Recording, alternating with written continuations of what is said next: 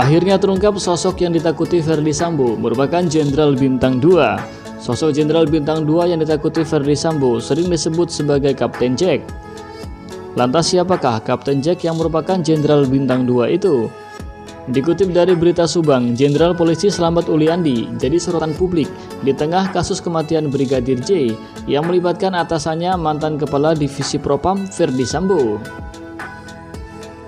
Diketahui Irjen Slamet Uliandi jadi perbincangan lantaran Jenderal Polisi itulah yang menjemput paksa Ferdy Sambo untuk diperiksa ke Makobrimob. Irjen Slamet Uliandi merupakan Kepala Divisi TIK Polri yang punya julukan sebagai Kapten Jack. Ahli Hukum Tata Negara Refli Harun ternyata menyimpan sebuah dokumen putih yang dapat mengungkap identitas dari Irjen Slamet Uliandi.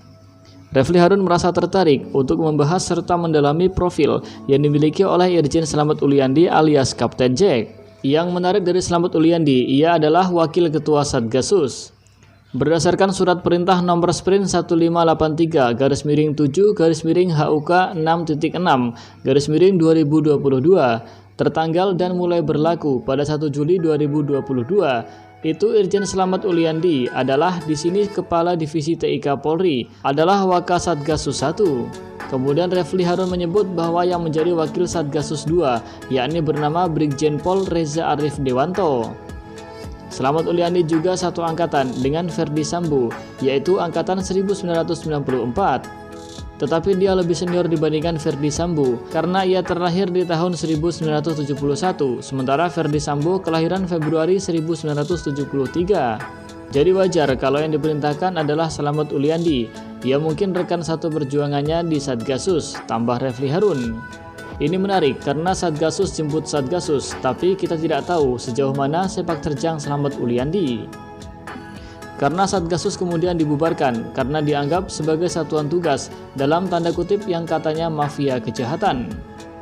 Dalam raker Komisi 3 DPR RI, Kapolri Jenderal Listio Sigit Prabowo mengungkapkan sosok yang ia perintahkan untuk dapat menjemput paksa Ferdy Sambo.